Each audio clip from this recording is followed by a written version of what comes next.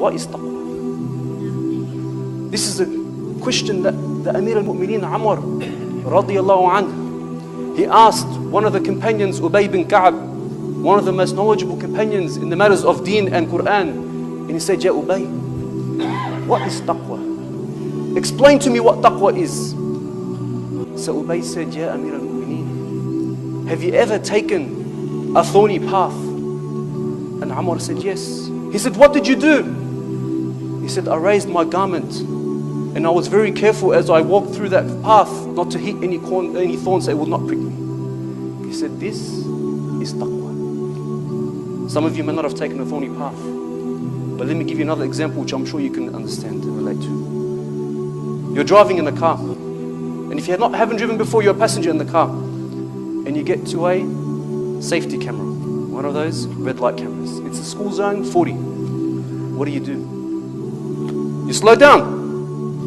You slow down while the camera is there. As soon as you pass the camera, what do most people do? They speed up again, yeah? Why did you slow down? Because your speed is being monitored. And this is taqwa. Taqwa to the believer is going through life, knowing that Allah subhanahu wa ta'ala is watching. God consciousness. Everything you speak, everything you say, everything you do, Allah is watching you. God consciousness. This is taqwa. And Allah subhanahu wa ta'ala mentions taqwa in the Quran close to 200 times. Why did Allah mention it so many times? I see a lot of young kids here, maybe high school age, and maybe if you're a bit older than that, you've been through high school before. How many times did your parents tell you do your homework? Do your homework. Have you done your homework yet? Do your homework. Why do your parents repeat it so much? Because we don't listen, because we don't do it. Allah subhanahu wa ta'ala repeats taqwa 200 times in the Quran. Why? Compare that to Ramadan. Compare that to fasting in the month of Ramadan. How many times Allah subhanahu wa ta'ala tells us to fast the month of Ramadan? One time. Just once. The whole Quran, He just mentioned it once. Why? Because everyone does it. Generally speaking, everyone fasts Ramadan. I used to work in the jail. I used to see brothers in the jail, Muslim brothers, hardened criminals, thugs, gangsters, armed robbers, tattooed from head to toe. In Ramadan they're fasting, subhanAllah. Everyone fasts. Allah had to mention it once. But taqwa, Allah subhanahu wa ta'ala mentions it over 200 times. So what is the connection between taqwa and Ramadan? Allah subhanahu wa ta'ala tells us in the Quran, Ya ayyuha alladhina amanu. We know this verse. We hear it millions of times.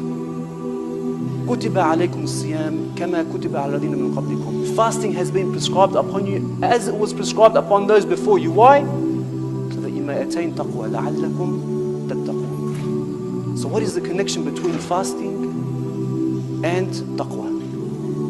What is the connection between me not eating and drinking and attaining taqwa? Me not eating and drinking, is it something physical or spiritual? Physical, right? Is taqwa something physical or spiritual? Spiritual. So Allah subhanahu wa ta'ala is telling you, do something physical and in return you will get something spiritual. How? Why? Let me tell you a story about Abu Dhar. Abu Dhar al-Ghafari, one of the Sahaba radiallahu anhu. He was once asked, what are the 3 things you love most in life? Listen to what he said. Before I tell you what he said, let me ask you, what are the 3 things that you like most in life? What are the things that make you happy, make you smile, make you laugh in this world? Your children, that big paycheck, a big house, a car. What is it that will put a big smile on your face in this life?